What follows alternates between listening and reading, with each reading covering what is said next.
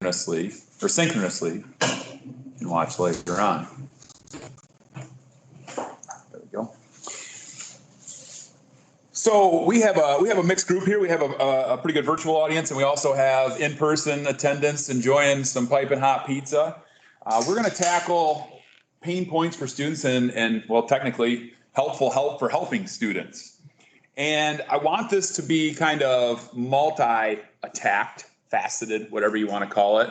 And that I want to obviously deliver you some ideas, some feedback from students, some examples of how technology can help to alleviate. Obviously, technology is the cause of all this, right?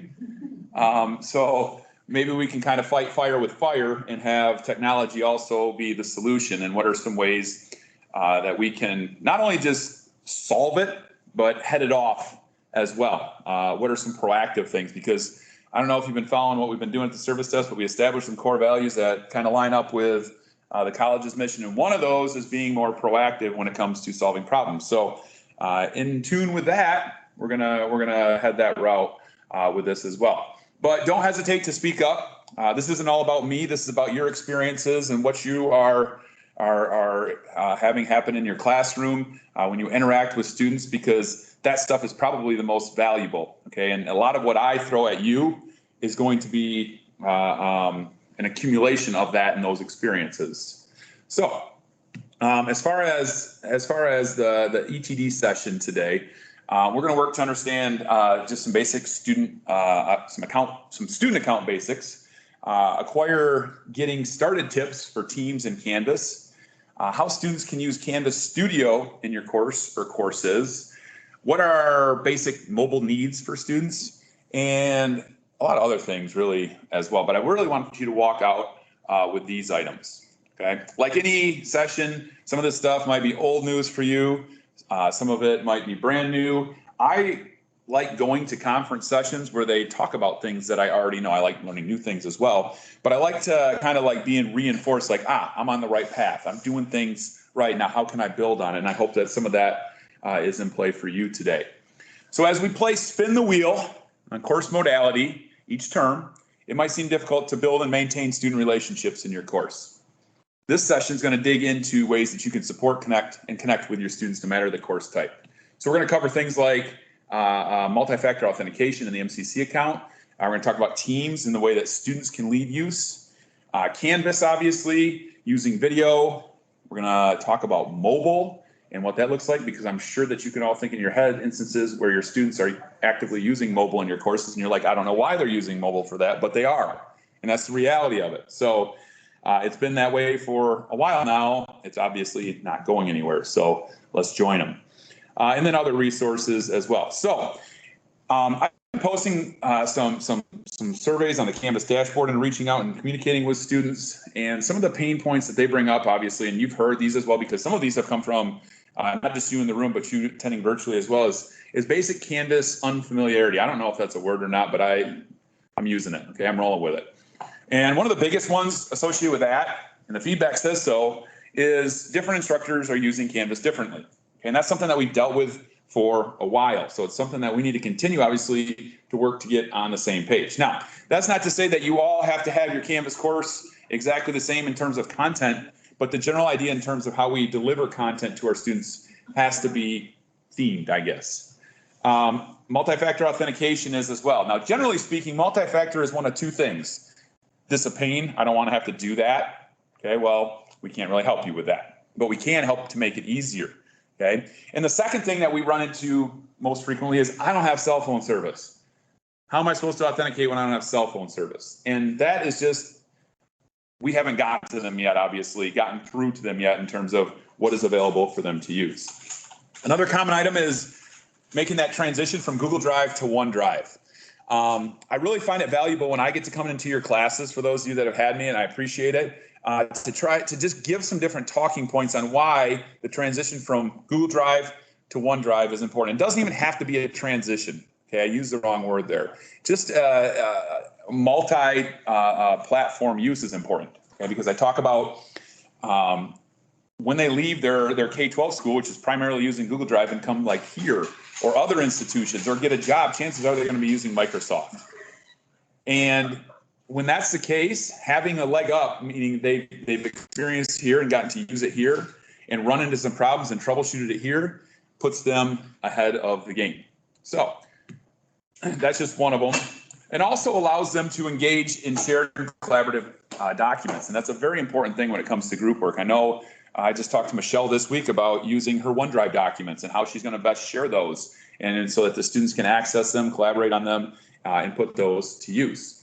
Obviously, this is a big one right here, the textbook integrations and how difficult that can be and what that means for the students. That's a tough one to solve. The biggest thing that we can do with that is get out in front of it and try to solve those issues proactively, way out ahead of time. And I know that in some instances, that's just not possible.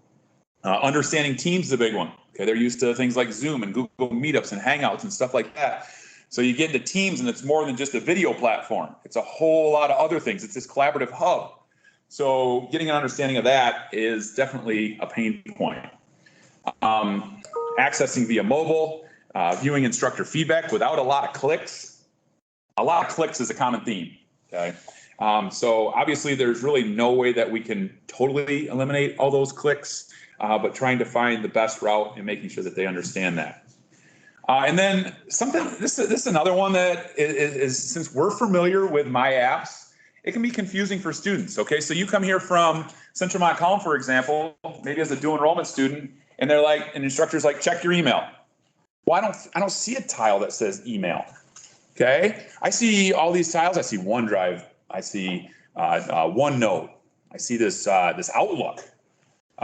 What's that? Like some sort of like sky observing app or something like that? Okay, because they're used to Google. Okay, so they come here and it's identified as Outlook. They don't know it's email. So these are things that we're looking at as well, but you can help to point that out to the student. Maybe you already do, that Outlook equals email. Okay, what are some other common pain points that you have encountered right off the bat that maybe I haven't touched on yet?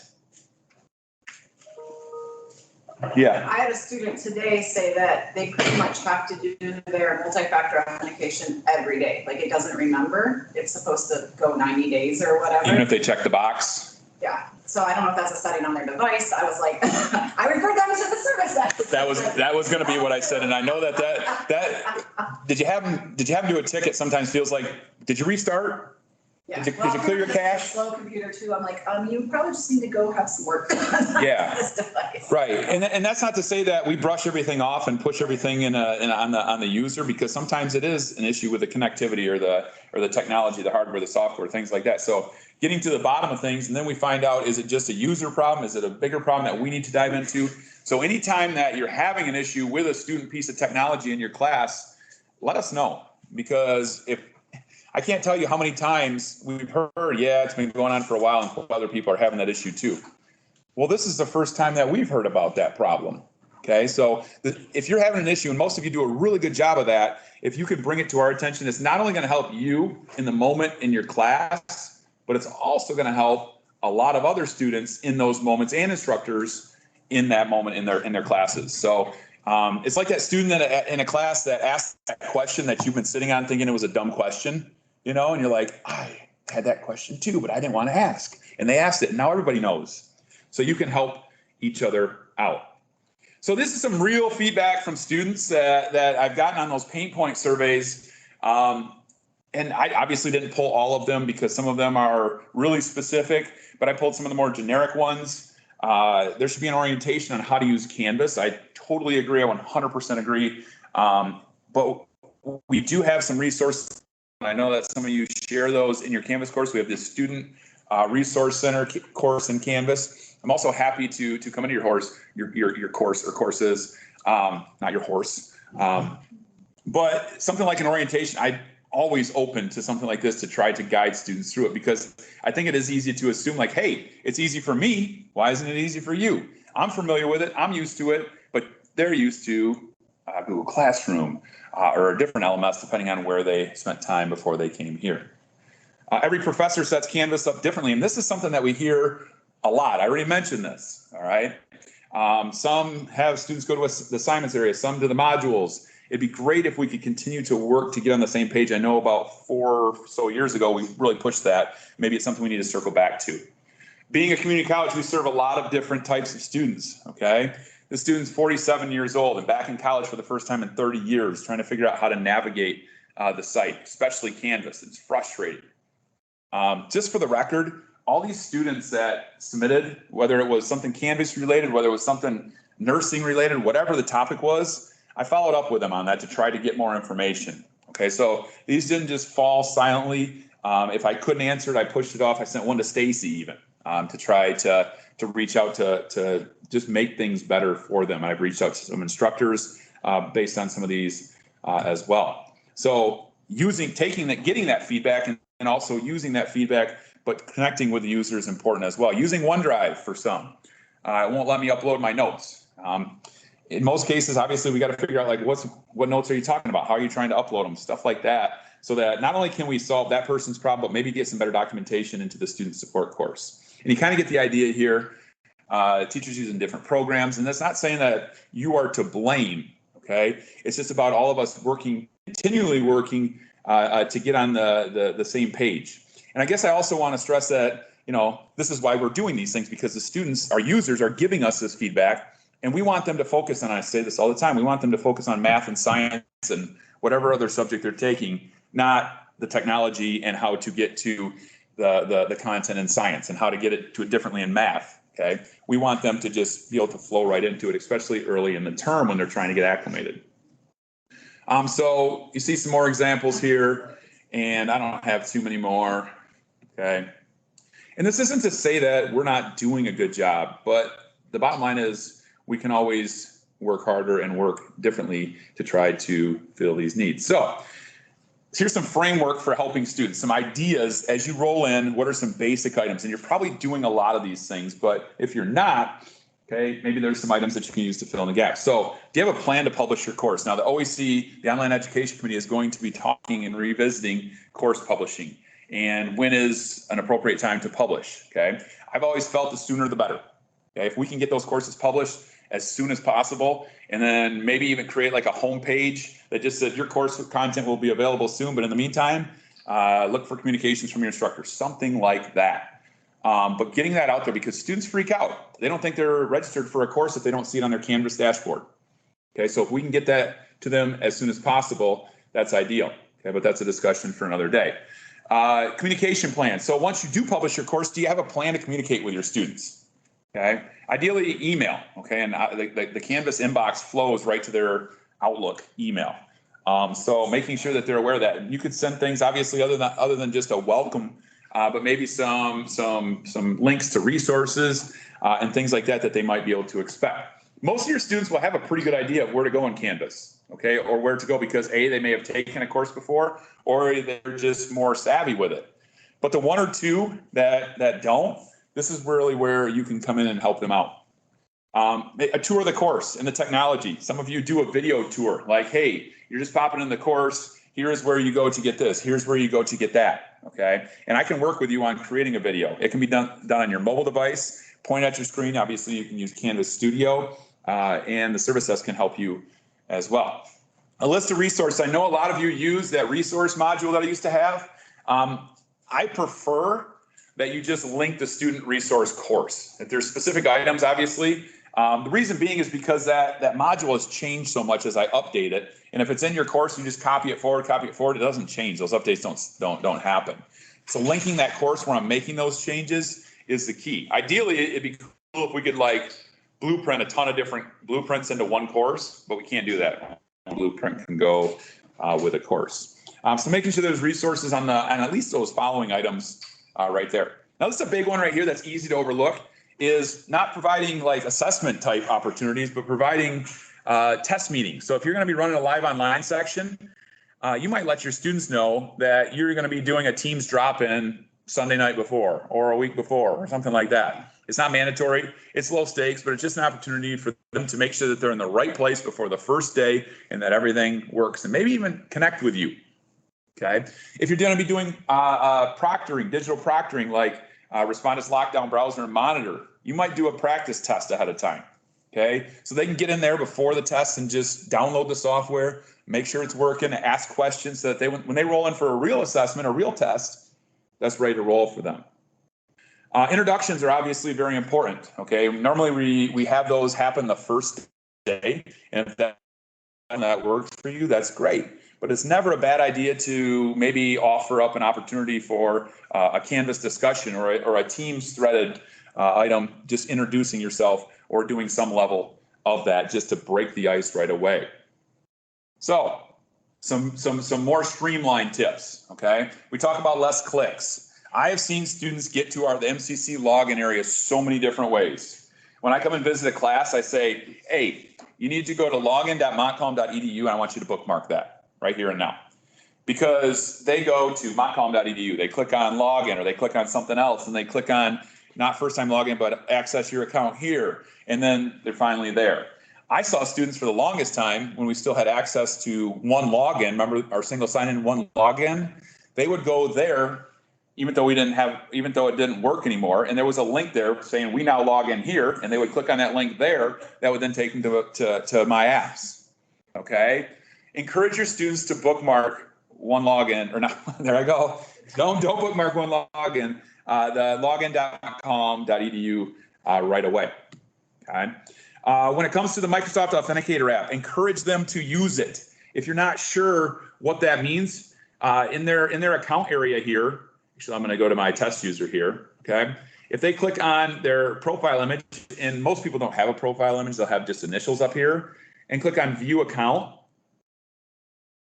that will take them to where they can get to different items like adding the Authenticator app, if this will ever load for me, okay? But there's two important steps here that I always follow up after I have them obviously download the app to their device, but also make the Authenticator app the default method, okay? And what that looks like is this. Now, you're probably like, Kevin, you're throwing a lot of stuff at us. I'm trying to teach my class, okay? But these are items that you don't have to actively go over every day in class. They can be both posted to your Canvas course and also maybe touched on the first day. Long run, it's going to make your life a lot easier if you cover some of these things. And obviously, I'm always willing to pop in as well. So this obviously took a long time to load. But once you get the Authenticator app set up, right up here, there's this default sign-in method. That's going to identify what they use to authenticate when they first go to sign in. A lot of them, even though they have the Authenticator, will still have this set to text. And if they're in a dead zone, like I was working with an instructor yesterday, and she's like, I can't ever sign in if I'm in certain spots because I can't get a text message. Okay, I said, we got to get you set up with the Authenticator app. And once we did that, we changed the default method to the Authenticator app notification. And just like that, they're good to go. Now, we're also going to be switching to 16-digit passwords in the near future. I know that security thing's for real. The good news is if you're using the app, you can choose passwordless entry. Okay, and I'm not going to go over that right this second, but I will be happy to help you with that, because that will allow you, when you go to sign in, you'll see you'll get to your password part and it'll put a number on the screen like 73. You open up the app, punch in 73, and you're signed in. Okay, so after you initially set it up, you don't even have to remember your password. So that's a perk right there. A perk. Hey, I give you the good with the bad, you know? Now, here's the really bad, though. I know that all this stuff sucks, and it's one more thing for you to do, but the idea is to not be like Kalamazoo Valley Community College or Kellogg Community College, who last year did get hacked, and it shut down their website and everything for like a week. And so you want to deal with a headache, that's a headache. Okay? And I tell students that as well. I mean, get off the couch, go find your phone, and authenticate. That's the best way I can put it. And some of them are probably like, well, that's okay if we don't have to go to class for a week because we got hacked. Yeah. We don't want to deal with that. We don't want to deal with that. So the last one is obviously Canvas consistency. I can't stress this enough. The modules is obviously a big one, but another one is, how many of you have streamlined your course navigation and made sure that you remove those items that you don't need to have there? Okay, so if you're using modules, there's no need for you to show things like assignments and quizzes and discussions and pages. You bring those things out from the back room, those storage containers that are assignments, quizzes, discussions, pages, and you bring them onto the store shelves, which are your modules. Okay.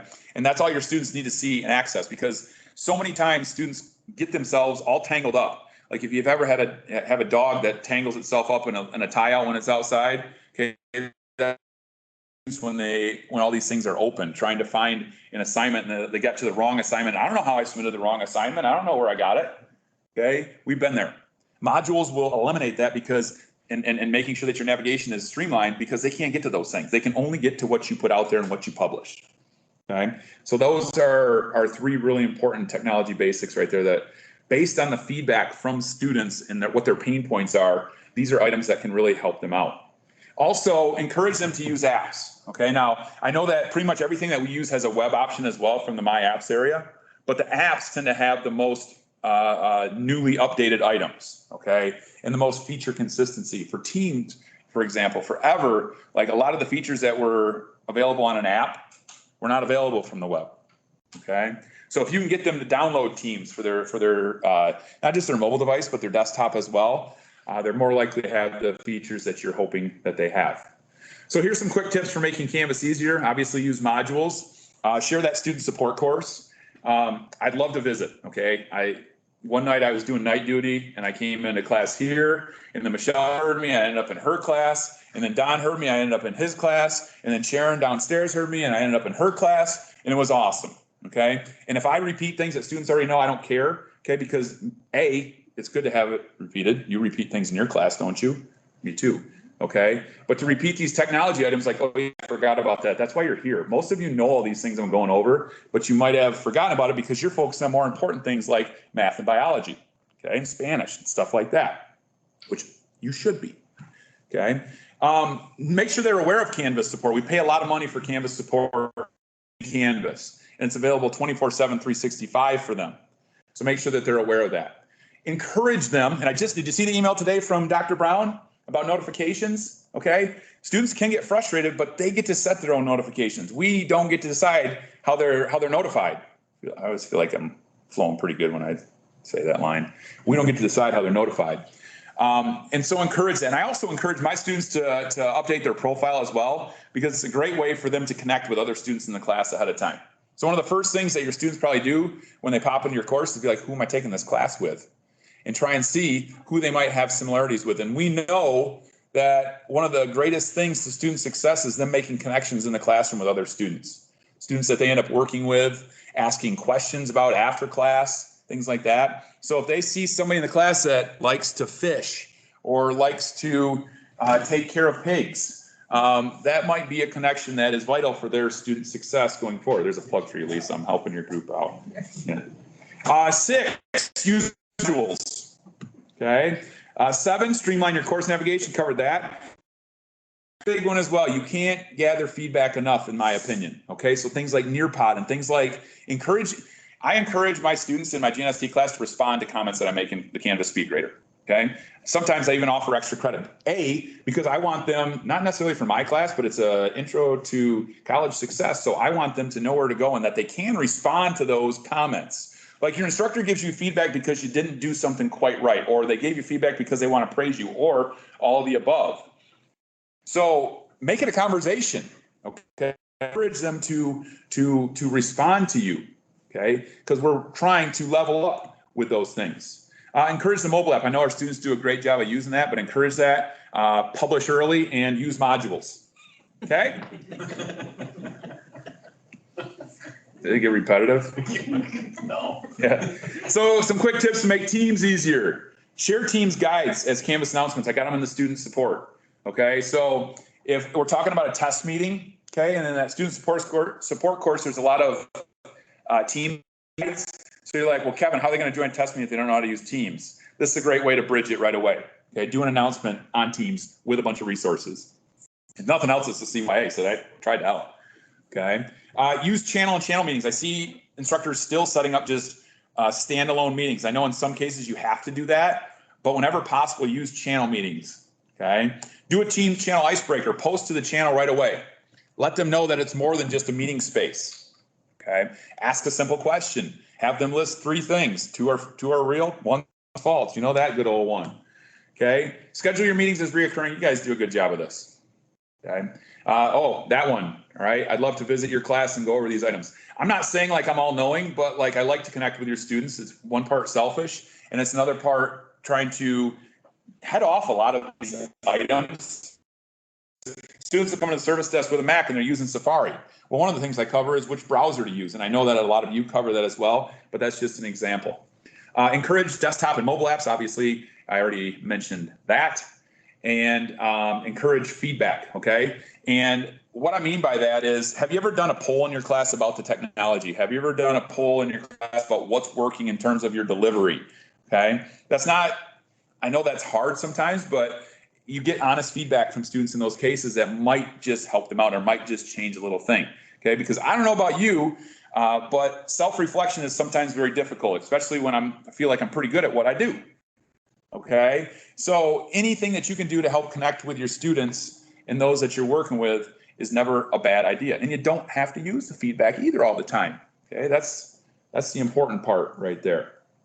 Private channels for group work is also a great place to drop your students into so that others can't see their work, but maybe you got a group project going on. A private channel is a great place to establish. Heather, I know you use private channels. So if you want a high-level user, Heather is who you should connect with. Not saying I won't help you.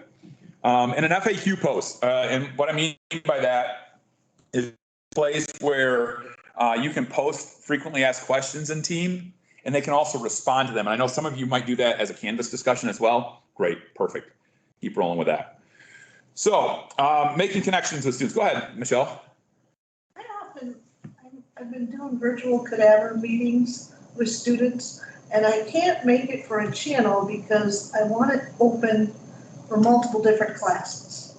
So I create the class and send a link out to the other instructors, and there's been a lot of issues with that. Or students will have to, they're in the lobby, or when they get on and they can't see I'm sharing my screen and some can see it and some can't. Yeah. Is that so because I'm doing a multiple meeting? Class specific, something like that? Yeah, so that was my in most cases caveat when the channel meeting part. Like there are times where you bring two classes together. You have two choices there. You can just create a reoccurring scheduled meeting that you just go to the calendar and create and invite everybody individually, because we can't invite multiple channels, unfortunately. Or you would create just one big team for both of your classes for cadaver instances or something like that. And then the worst thing that they would have two teams, one for the cadaver meetings and one for your class meetings. Create a team with multiple classes? You just can't, yeah, you just invite people individually. So I'd have to get the class list from the other. Right, so you'd have to go old school like we did before they had that Canvas integration and just bring everybody in. So, yeah, I mean, it's not stop for every instance, but there's ways that we can get through that. And I can also pop in and see what's going on with that too.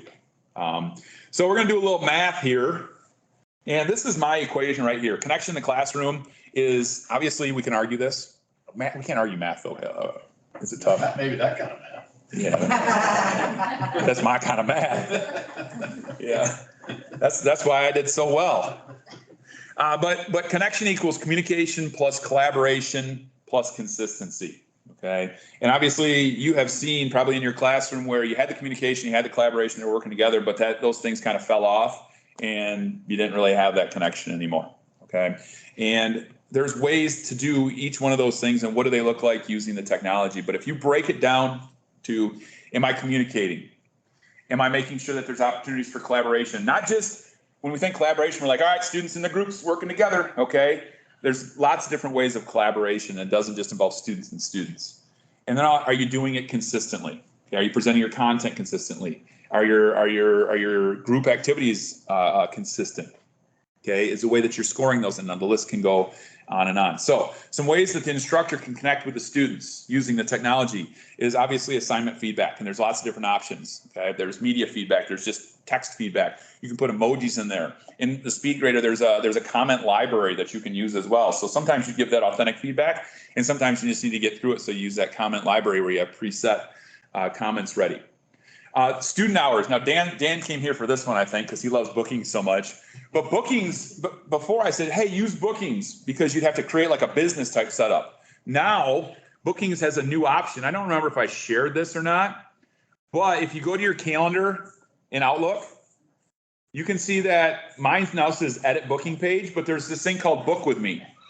So you can actually create your own individual bookings page for different maybe topics, and you can create different types of offerings. So I have a Canvas training for instructors, a Canvas training for students, and different items that they can sign up for that are available at different times. Okay, and it doesn't have to be the writing center, the math center with lots of different people set up.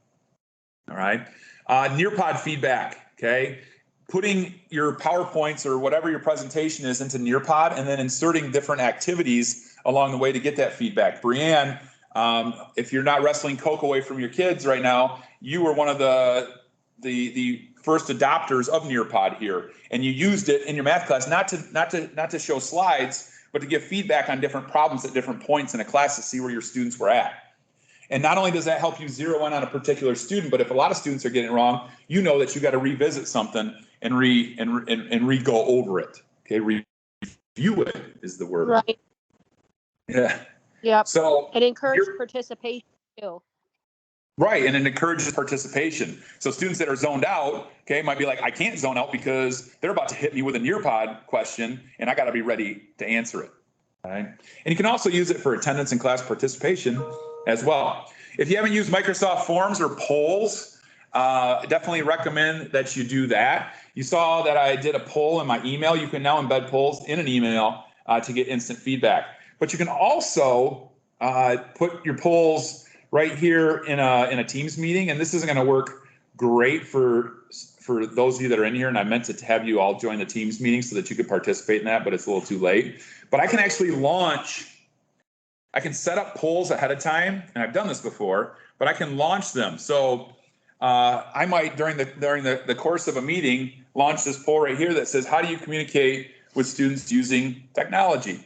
And those of you that are virtual right now or in the meeting can give me a quick answer. Now this one's set up as a word cloud, so if those of you that are attending virtually would mind putting in an answer or two here, we can see how that will start to form that word cloud. So I'll go ahead and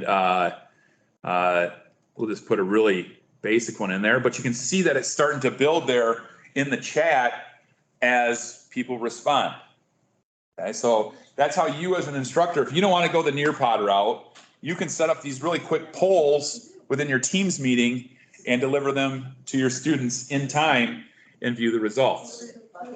Okay, and we can also click to view the results in different ways, and we can close the poll and delete the poll, and that's an option right there. Obviously, I mentioned Canvas discussions is another way for you to connect with your students. Using Microsoft Teams. Video is a big one as well. Just make sure that it's not muted before you post it, you know? Sorry, Heather. It wasn't your fault. It wasn't your fault. It wasn't your fault. Heather has been struggling with mic issues this term, and she's working like crazy, but it's just not working for her. All right, so just a couple more before we open this up. Connecting students with students. So what are some ways that you can connect your students with each other? Now, I talk in my GNST class about icebreakers all the time and how much students dread those and hate those. Remember your days sitting in the back of the class, not wanting to, pop in anything, and then you do an icebreaker and suddenly you're talking to people. It's real. It happens every time. It works. But some ways that you can kind of smooth it out rather than just putting sticky notes on your forehead and walking around the room. A Kahoot is a great way to do it. And people are going to compete. Anytime you can do like low stakes competition, people are going to get into it. All right. So a simple Kahoot can do that. Breakout rooms in a live online or a virtual setting is ways that you can get people together to maybe have a quick discussion and then come back and have a presenter and a recorder and those things. I mentioned Canvas discussions. Canvas groups is something that lives in Canvas that will allow your students their own little group area. In that group area, they get a discussion area, they get their own pages area, a files area, so they can create their own discussions and pages if they like. If you've never used Canvas collaborations, you can put people in groups and it will give them a shared Word document or a shared PowerPoint or a shared Excel spreadsheet you're choosing that they can all then work on and access from the Canvas collaborations area. The only thing with that is you want to make sure that if you streamline your course navigation, you want to make sure collaborations is an option because otherwise they won't be able to get to it because you can't deliver those in the modules. Mentioned video. Students can post, they can create studio videos. And if you set up a discussion, they can respond using their studio video that they created. The only thing to be aware of on that is make sure that they reply as part of the discussion, not comment on the video, because a lot of students will do that. In fact, they can shut off commenting, and you can include that in your instructions. Mentioned Canvas profiles as being important, posting in teams. Those are ways that students can connect with each other, and I'm sure that you have other ways in your classes as well. And I'd like you to share that here in a second. Connecting students with resources, okay? You obviously have a resource module in Canvas. I would streamline that to just a link to the Canvas resource course. A resource file in the Teams channel file area. So there is that file area in Teams and a channel area. You can put your resources in there if you choose. That's a great place. Doing a campus tour. I know that your time is limited, so getting out and walking is tough, but it never hurts to give a tour to students of important things, maybe even just in the building that you are in, can help to ease some pain points. Canvas Mastery Pass, I swear at some point someone's going to use this, and I know, and they're going to be like, oh my gosh, I finally started using Mastery Pass and it's so amazing. For those that don't know, Mastery Pass allows you to assign supplemental resources in Canvas. And I want to give you an example of what that looks like real quick. Let's see here. So in this sample course right here, I have just a sample quiz, and I'm going to call this just my quiz to try and figure out who is where in the class and what they already know. But you can take this, and if you go to edit, in addition, and this is a classic quiz, in addition to the questions up top, there's also a Mastery Pass tab. All right. And if you click on that, you can assign material to students based on how they score on the course. So if they do well, maybe you want to assign higher level materials to the student. You can assign pages. You can assign assignments, obviously, discussions, quizzes. You hit this plus right here and it will pull up all of your different course material. So let's say they do well on this. I want to sort by pages. Oh, no pages found, of course. But I want them to maybe go to this discussion and comment on what they thought they did to do well, okay? And this quiz is only out of 4 points, so obviously a better example would be a higher point value. But anyone that scores between 2.8 and 1.6, maybe they get something different sent to them. And obviously if they don't do well, that's the low-hanging fruit that we always zone in on. But maybe I want them to go back and do an assignment. I want you to do this Canvas assignment. But I also want I'm going to assign multiple things. I also want you to take this particular chapter 1 quiz again. So now you have the option here too. You notice that they're right next to each other. They're literally touching each other because that's requiring them to do both. We can switch it to or. Hey, students, you have a choice. Okay, now that you did this, you can either go back and review and do that Canvas Studio assignment, or you can take that quiz again. All right. And once we save that, these things won't show up in the module for the student until they are scored on those particular items. And then based on how they're scored, those things will show up. So you're like, how does that help students? Obviously, that's a different way that we help students, okay, with the actual content, not just with the technology itself. So I wanted to fit Mastery Pass in there. And there you go, Michelle. I got a plug for achieving your dream. Obviously, in connecting students with resources, this is a very important way and a very useful way of connecting students with the resources that are available to them in their classes. Because one of the visits is to the service desk, okay, and among other important visits. So last couple items, video in your courses. Don't forget to use mobile. Canvas Studio exists on the Canvas mobile app to record items. Canvas Media also exists right within the SpeedGrader and also within any rich content editor. Camtasia is available for all of you if you want to do higher level edits. Flip is something that's pretty cool. I'm not going to get into it right now because I'm already talking too much.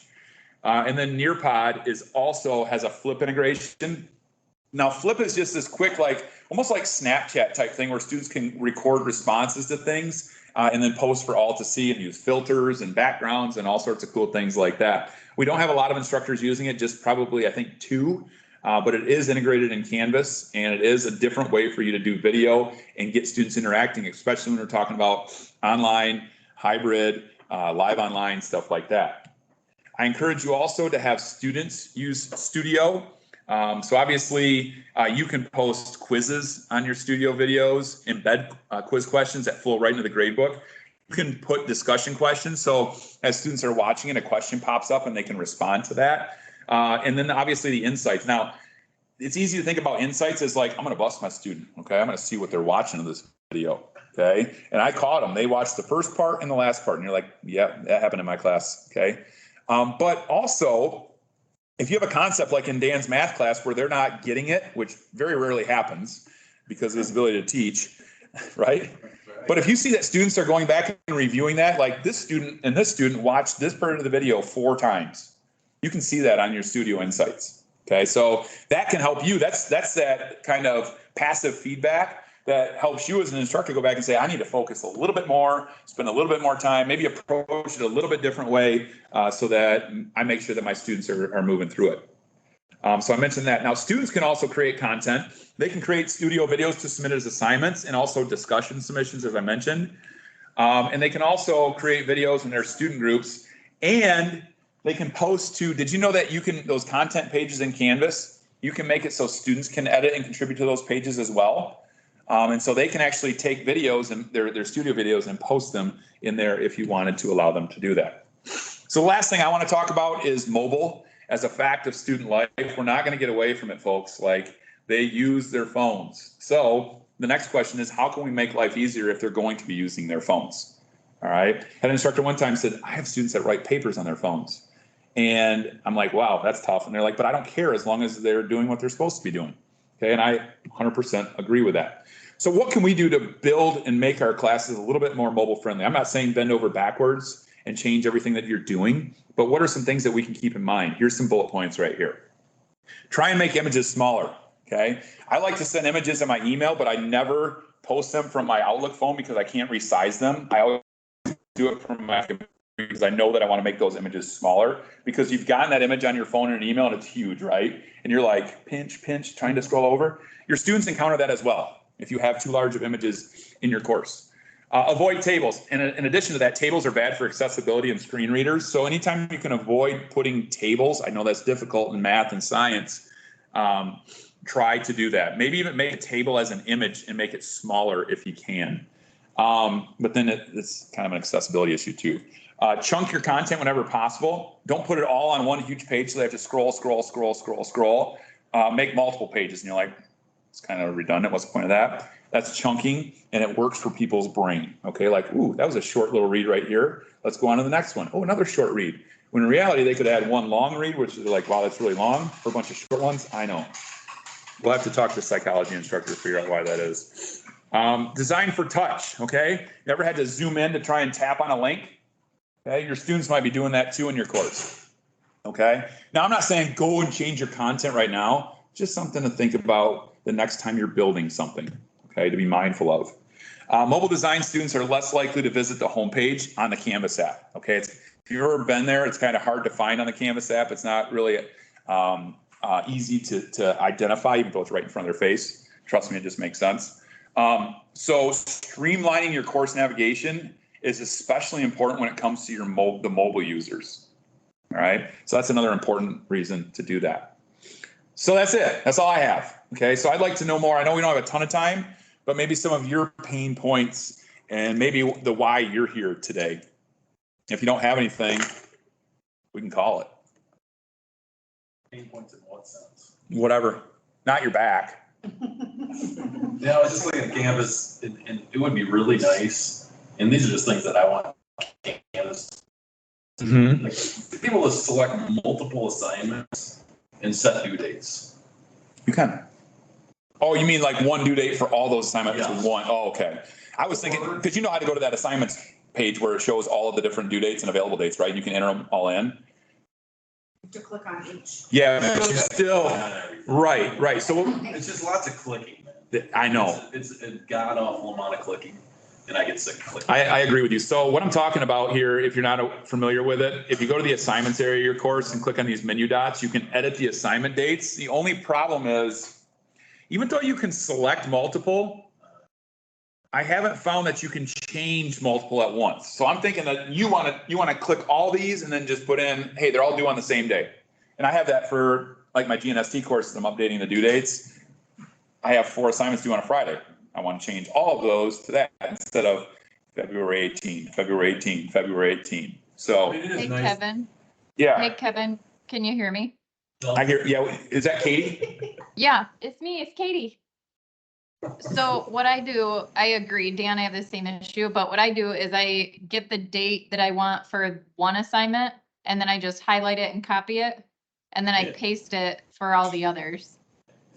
You still gotta open it. Yeah. Close it and click. It's just. But look on the bright side. You used to have to go into each assignment, click edit, scroll down, and then change the dates. Or you had to do the Canvas cheat code that I used to help Brandy set up, where we'd have to like import all the assignment dates into a Google spreadsheet and update them Usually all do from it there. from there saves a little bit of opening. Oh, for sure it does. So here's the other thing too. I mean, you can do it on your calendar Mhm. as long as you don't set a lock date.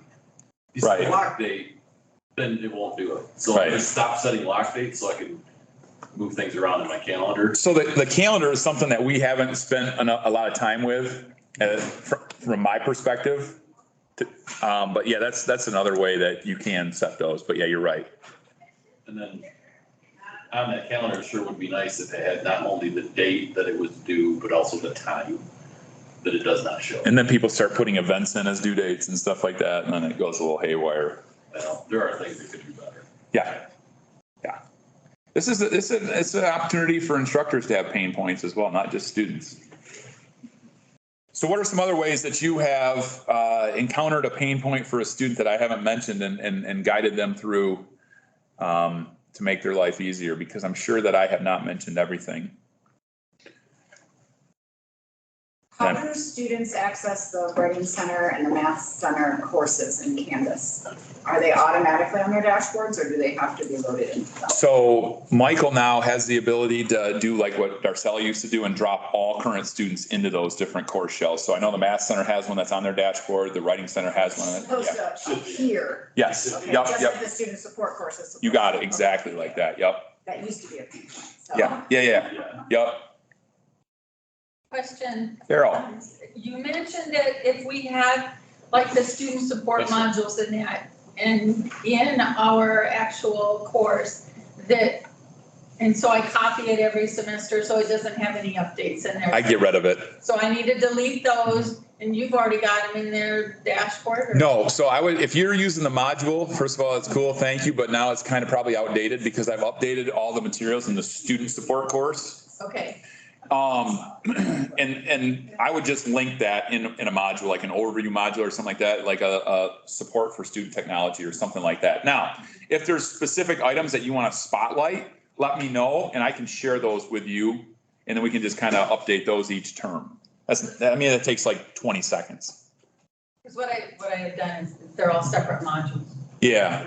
And they're at the beginning of my course, so now I just need to wipe them out. I would, and had just one streamlined link, less stuff in there. But like I said, if like Greta, for example, had me create a Word module on, citations and stuff like that and tools for that. And so when I update that, obviously I'll blast that back out to her because she wants that module in there because it's specific content relevant to her, what her students need to do. So if you have items like, hey, we're going to be doing Teams breakout rooms and doing this special little thing, then we can drop that right into your course, no problem. That's a good question. And the same with the Teams module we had too, I should get rid of that. Okay. Yeah, and if you, like I said, if you really want them in there, I can share it with you, and Okay, or you can just go grab that course link if you have access to that on your dashboard. okay, that'll make my course maybe less confusing for them to scroll through. Well, you're teaching Spanish though, so Yeah. it's tough to avoid. Right. That's my perspective. That's just me. And so, because I have mine set up in modules and Yeah. I have introductory modules and announcements and all that for them Yeah, and it gets cluttered.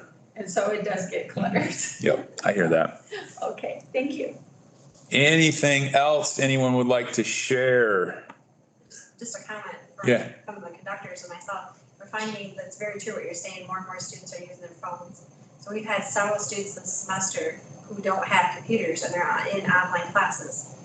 And they're struggling to buy computers, they don't have the funds, the list goes on and on, but they all have phones. So it's so true that I'm not saying that I encourage it to do online classes on a phone. No, but it's equal parts like designing maybe with mobile in mind if we can. And maybe I have a mobile session coming up later in the spring that's going to really dive into the mobile stuff. But it's also, there's a teacher mobile app as well. So any chance that you can have to get in there and use that, whether you're just grading an assignment, because it does help it is easier to give feedback using the mobile app. At least that's my experience. Just make sure that you download the one with the yellow Canvas logo that says Canvas for Teacher.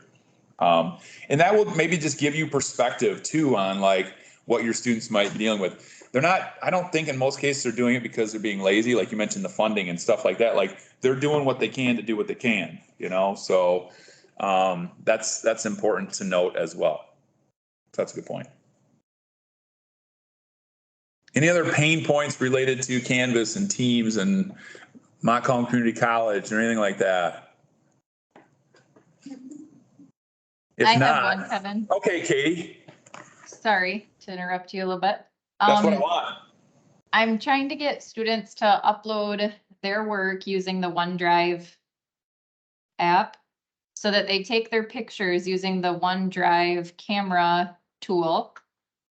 And then when they're done taking their several pictures, they all upload as one PDF to OneDrive where they can name it what they want. And they said that the video that I got from you somehow in some course or something, a link that you made at some point, they said that it then tells them to go and like tap the 3 dots and where do you want to send this document? And they said that they're not always able to do that. They're not always able to submit it through OneDrive. So I told them, we'll just go to the Canvas app on your device or on your phone and just submit it that way. So it's kind of like a workaround, I guess, but I don't know why they're not able to submit it. So a couple things of that. Yeah. A, video might be old because I think I remember talking to you about I needed to update that. And I don't know if I did. 2, it might be a video made for iOS and not Android or vice versa. Okay. 3, they should be able to just use the student mobile app and not OneDrive, like the student Canvas app, to take pictures. Just check for that assignment, check the file types allowed in the assignment settings area. Because I found like in my class, like certain file uploads were not allowed and students didn't even have the option to upload an image from their mobile app. So that might be preventing it as well, but I can pop in and check it out too. The file types are PDFs because I made sure and I checked on that, as we're trying to figure this out. But when you say that they can upload Canvas, are they uploading as pictures in Canvas or are they uploading as PDFs? As pictures. Okay. So that might be a workaround there. Because I'm trying to get away to click on each individual picture to see their work. I want to just be able to scroll up and down to see their work. Yeah. I'll have to revisit that OneDrive submission integration and what that looks like. I mean, it seemed kind of daunting before and required a workaround, but maybe I'll take a look at that. I'll add that to the list and see what we can figure out for both Android and iOS for that. Okay, thank you. No problem. Good question. All right, so it's almost 1 o'clock. If anyone has anything else, I'm happy to stick around. Otherwise, go do your thing. Thanks for coming today. Appreciate it. Thanks, Kevin. Hey, we have a recording for when you stop in the classroom and go over the general outline of what students need to know, like resources.